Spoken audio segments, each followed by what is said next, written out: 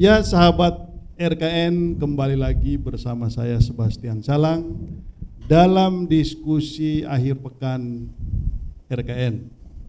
Diskusi ini namanya diskusi titik temu, bukan titik pisah. Ya. Nah, diskusi titik temu mengangkat isu-isu aktual di setiap pekan dan kita membahas isu-isu krusial itu, dan acara ini juga disiarkan secara langsung. Disiarkan oleh radio-radio di berbagai daerah di Indonesia. Kali ini diskusi titik temu sangat spesial karena diselenggarakan di Palembang, di kampus Universitas Sriwijaya, tepatnya di Laboratorium Fisip Unsri. Nah, ini edisi spesial kita pekan ini gitu. Nah, kali ini kita mengangkat tema diskusi kita, suhu politik Indonesia panas di musim hujan. Biasanya kalau musim hujan itu dingin, ya. Nah, tapi ini suhu politiknya panas justru di tengah musim dingin. Untuk membahas topik ini bersama saya di studio sudah ada narasumber yang luar biasa. Ada Prof. Alfitri, Dekan Fisip Unsri. Prof, apa kabar? Baik, alhamdulillah. Ya, ini kayaknya pagi ini kelihatan Prof energik banget nih. Alhamdulillah. Ya, ini karena depan ini nih kayaknya di depan mahasiswa-mahasiswanya ya. Nah. Oke, Prof, terima kasih sudah meluangkan waktu untuk diskusi kita pada hari ini. Dan juga terima kasih karena kita membuat edisi istimewa, spesial pada hari ini. Ya, betul, memang istimewa karena kita ada kedatangan tamu juga dari Jakarta. Iya, terima kasih. Lalu kemudian narasumber yang kedua adalah Pak Dr. Tareq Rashid. Apa kabar? Alhamdulillah, sehat. Ya, Pak Tareq Rashid adalah Rektor Universitas IBA Palembang. Ya. Senang Pak Rektor bisa berjumpa pada saya juga senang. hari ini. Ya. Jadi cocok lah kita bahas topik suhu politik panas. Suhu politik panas ya. Mudah-mudahan tidak beku dia. Di musim hujan kan. Tidak musim hujan. Oke, narasumber yang ketiga adalah Bung Ray Rangkuti. Bung Ray Rangkuti adalah pengamat politik dan Direktur Lingkar Madani. Bung Ray, apa kabar? Baik jauh ini, Bung. Ya, kalau Bung Ray ini selalu panas, Pak. Oke, ya, saya ingin mulai dari Pak Dekan dulu. Suhu politik panas di musim hujan. Kira-kira gimana Pak Dekan melihat suhu politik kita hari ini? Ini di Palembang juga begitu kita mendarat mendung Pak, hujan. Nah, kalau suhu politiknya gimana Pak? Ya, sesuai dengan judul memang panas ya. Pertama mendekati ya sudah masuk masa kampanye. Yang kedua memang ada semacam dinamika ya, politik yang saya kira ya patut kita cermati ya, agak naikkan suhunya ya, terkait dengan kondisi saat ini di mana para calon itu sudah menebarkan ya semacam janji-janji politik. Tapi yang menarik menurut saya ya ada manuver-manuver yang saya kira ini bagianlah dari dinamika suhu politik Indonesia yang memang sangat kental ya dengan manuver-manuver politik menjelang ataupun dalam kondisi yang ya kita saksikan ada peran-peran penting dari tokoh-tokoh politik nasional yang bisa kita jadikan acuan bagaimana penyimpangan-penyimpangan politik itu sudah ditunjukkan ya dari awal gitu. Saya kira itu. Oh gitu ya. Prof, kalau di Jakarta ini suhunya udah panas, bahkan sebelum mulai jadwal kampanye sudah mulai panas. Ya. Apakah suhu politik yang panas di Jakarta ini sudah berasa sampai ke Palembang? Ya, karena kecepatan teknologi informasi ya, bagaimana menularnya kepanasan politik di Jakarta itu juga terasa juga di daerah. Oh. Ya. Misalnya pada saat keputusan membolehkan ya calon muda itu masuk di dalam pertarungan politik ini. Di sana peran MK keputusan MK ini juga menarik ya di halayak di daerah itu disambut, ada yang pro ada yang kontra juga. Ini yang menurut saya akan menarik ya terkait dengan panasnya suhu politik di nasional juga berimbas ke daerah. Ke daerah ya. Jadi udah. Ya, saya ke Pak Tarik Rashid dulu. Ini menurut Prof, suhu politik panas di tingkat nasional juga sudah mulai terasa panas di daerah. Apa kira-kira yang membuat daerah juga panas? Ya, saya kira jauh sebelum musim hujan. Pada musim kemarau pun suhu politik udah panas. Tapi belum terbakar ya? Udah mulai terbakar. Udah mulai terbakar. Kita ingat kan ada peristiwa 3 periode, kan begitu kan? Rentetannya kan, belum memasuki masa. Oh, itu masih jauh. Pilek. Oh, ini udah panas banget itu kan. Bahkan sampai pada lembaga yang tertinggi yang bermartabat menjadi tidak bermartabat. Saking panasnya politik di Republik ini ya. Dan itu mempengaruhi di daerah gitu. Nah, masa pemilu justru agak redup. Tetapi kalau saya melihat itu ada api yang membara gitu. Ya, saya khawatir api membara ini bisa meledak. Karena berbagai titik-titik panas tadi ini kalau menyatu dia menjadi sebuah gelombang perubahan politik yang besar di Republik ini. Gitu ya? Itu yang terjadi nanti. Saya lihat itu. Jadi seperti api dalam sekam. Iya, berbeda kondisi politik pada saat belum reformasi, masa Orde Baru. Tapi di masa-masa suasana seperti itu hari ini. Oh gitu. Iya, kita lihatlah hampir semua lini itu tidak beres semua gitu. Lembaga KPK, siapa pengatur korupsi jadi korupsi, kan gitu kan. Kemudian MK, lembaga yang bermartabat yang harusnya menjaga nilai, ya, ini sudah hancur, babak belur. Lembaga presiden, cawe-cawe, ya, jadi apa? Kalau kita melihat 3 kelembagaan ini sendiri, lembaga politik ini sendiri, sudah mulai terbakar, sudah mulai arang di mana-mana kan. Tetapi bara di bawah itu sudah mulai juga penuh titik-titik api.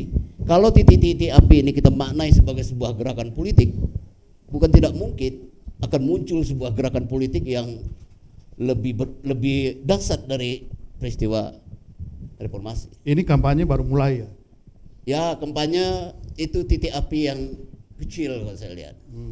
Dia bagian dari proses untuk merebut kekuasaan kan. Di satu sisi kita melihat juga sentral-sentral kekuasaan ini akan bermain di proses demokrasi elektoral nanti. Jadi kita lihat bagaimana proses pergantian elit-elit politik di Republik ini itu. Kalau kita lihat itu kan dari perspektif jejaring, ini kan orang-orang jaring-jaring yang dekat. Nah, dari jejaring ini kita lihat bagaimana jejaring ini membangun sebuah kekuasaan kan. Nah, kekuasaan ini akan mempengaruhi proses politik pemilih elektoral. Jadi ada 2 kemungkinan nanti. Ada gelombang besar karena hasil pemilu atau sebelum pemilu akan terjadi gerakan-gerakan protes. Meskipun api-api ini masih relatif. Jadi letusan-letusan itu bisa terjadi sebelum pemilu, bisa juga setelah pemilu. Iya, ini kan lagi proses. Kalau kita lihat tadi bagaimana situasi politik nasional dalam konteks regional ya, lokal. Nah, saya berapa kali ikut dalam pertemuan-pertemuan di nasional ya, di gerakan masyarakat sipil. Saya melihat ada gelombang-gelombang seperti itu gitu. Nah, ini akan tercetus jika menemukan momentum, sehingga yang api tadi yang kecil dia berkobar mudah-mudahan Republik ini tidak terbakar. Oke, ya ini luar biasa, Bung Ray. Ini Pak Tarik ini udah langsung gas tinggi. Udah gas. Aduh. Langsung gas tinggi ya. Nah, Bung Ray, Bung yang setiap hari warawiri dalam aktivitas politik di Jakarta, apa-apa saja kira-kira yang membuat suhu politik itu panas? Saya kira ada 4 klaster ya, Bung Sebastian. Pertama tadi Pak Tarih sudah menjelaskannya, salah satunya adalah putusan MK. Lepas dari soal putusan MK itu bla bla bla gitu, tapi putusan itu sendiri membuat kericuhan gitu. Karena ada orang melihat satu intensi yang cukup kuat akan adanya intervensi masuk ke dalam. Kan orang sebetulnya cemasnya itu ini MK loh gitu. Satu-satunya institusi negara yang syarat jadi hakim konstitusinya itu dinyatakan di situ punya sifat kenegarawanan. Jadi kalau kita mau jadi ketua MA, nggak ada itu syarat punya sifat kenegarawanan itu. Apalagi jadi presiden kan nggak ada. Salah satu syarat jadi calon presiden itu punya sifat kenegarawanan, nggak ada. Satu-satunya institusi negara di Republik ini yang syarat untuk jadi anggota atau jadi komisionernya adalah punya sifat kenegarawanan itu hanya Mahkamah Konstitusi. Jadi lembaga yang dianggap orang-orangnya seluruhnya punya sifat kenegarawanan, loh kok ini bisa ada intervensi gitu. Nah itu yang membuat orang jadi jadi cemas, jadi galau lah ya. Lepas dari soal apa tadi putusannya gitu. Nah yang kedua, tadi ini yang pertama. Yang kedua, putusan itu sendiri memang mengakibatkan terjadi perdebatan panjang. Apa yang sekarang disebutkan orang dengan lahirnya dinasti politik. Efek dari putusan itu, dan saya kira tidak berlebihan karena faktanya kemudian orang pertama yang mengambil keuntungan dari putusan MK itu adalah Gibran, gak ada yang lain. Oh gitu. Oh iya, siapa? Jadi keputusan ini menurut Bung Ray memang untuk Gibran? Saya tidak mengatakan itu. Yang saya katakan faktanya orang pertama yang mengambil keuntungan dari putusan Mahkamah Konstitusi itu adalah Gibran. Saya tidak mengatakan apa yang Anda sebutkan tadi gitu. Itu yang saya katakan kan. Gak ada yang lain. Dan Gibran sendiri, disitulah istilah dinasti itu muncul. Yang seringkali dipahami oleh orang dengan menurut saya sedikit agak salah persepsi. Nah dinasti ini, kenapa ia disebut dinasti? Karena keluarga beliau yang bukan kebetulan, ayah beliau, yaitu Pak Jokowi masih menjabat sebagai presiden. Nah, situ watak yang disebut dengan dinasti itu muncul, yaitu kalau kita merujuk ke Undang-Undang Nomor 8 tahun 2015 yang lalu, yang sudah dibatalkan ya, pasalnya tentu saja, disebutkan yang disebut dengan dinasti itu adalah tidak memiliki konflik kepentingan berupa salah satu dari cabang kekuasaan itu sedang menjabat, yang lainnya ikut terlibat di dalam jabatan yang bersifat elected official. Jadi ada 3 ciri yang disebut dengan dinasti politik itu. Pertama adalah ada dari cabang keluarga itu yang masih menjabat, aktif. Yang kedua, salah satu dari cabang yang lain itu ingin terlibat lagi di dalam jabatan yang bersifat elected official. Elected official itu kan cuma 2, eksekutif dan legislatif. Nah yang ketiga, ada hubungan darah di antara mereka. Darahnya itu seperti diatur di dalam Undang-Undang Nomor 8 2015 yang sudah dibatalkan pasalnya oleh MK, itu terhitung adalah 1 derajat ke atas, yaitu ayah ibu, 1 derajat ke kiri ke kanan, ya, ke kiri itu saudara saudari, ke kiri ke kanan itu ya tentu ipar, istri atau suami, teman semenda maupun paman dan ponakan. Itu sederajat namanya tuh.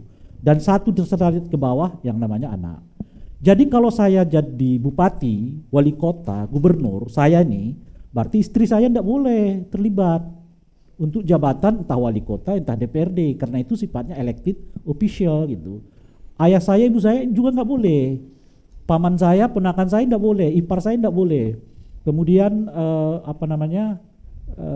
menantu saya tidak boleh, gitu. Anak saya juga nggak boleh. Jadi kalau kita merujuk ke undang-undang lama 5 tahun setidaknya. Jadi setelah satu tahapan atau satu periode hilang, baru mereka boleh terlibat kembali.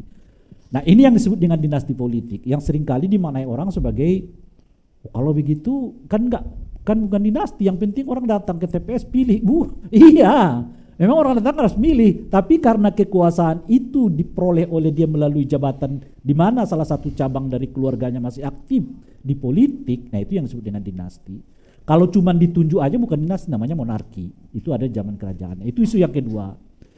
Nah, isu yang ketiga yang kelihatan membuat panas ini adalah soal apa tadi disebut oleh Bang Tareh itu, yaitu dugaan adanya penggunaan fasilitas negara untuk kepentingan pemilu.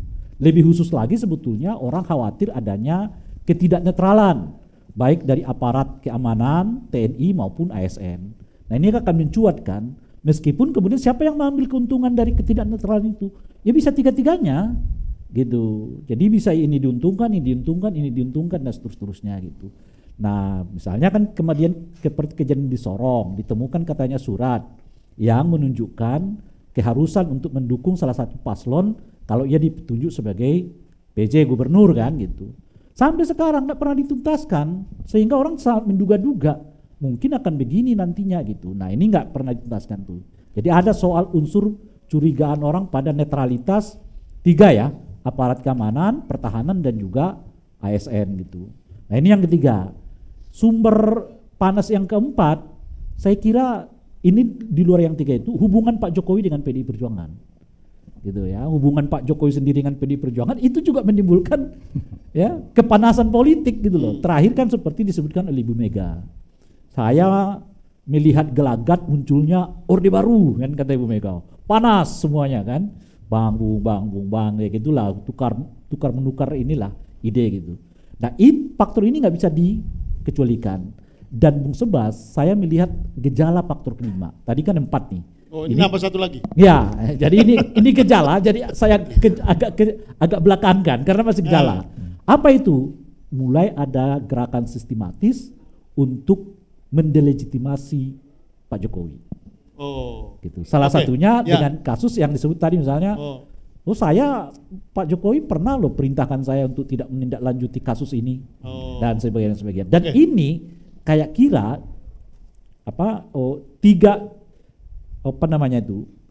kan saya bilang 5. 4 tambah 1 gejala kan depannya. Jadi 4 tambah 1 sama dengan 5. Kalau 5 dikurang 1 sama dengan 4. Ya. Jadi matematika dasar ini. 3 dari 5 ini akan panas terus menurut saya. Gitu ya. Yang 2-nya mungkin sudah selesai. Kalau kasus MK kan selesai di MK dan kira-kira gitu ya. Kasus soal hubungan PDI dengan Pak Jokowi saya kira juga akan diturunkan. Tapi 3 soal dinasti, soal netralitas aparat dan delegitimasi ke Jokowi ini akan berlanjut terus. Oke. Gitu. Ya, ini sedang ada gejala delegitimasi terhadap Pak Jokowi. Ini makin panas, tapi kita akan lanjutkan setelah break yang satu ini.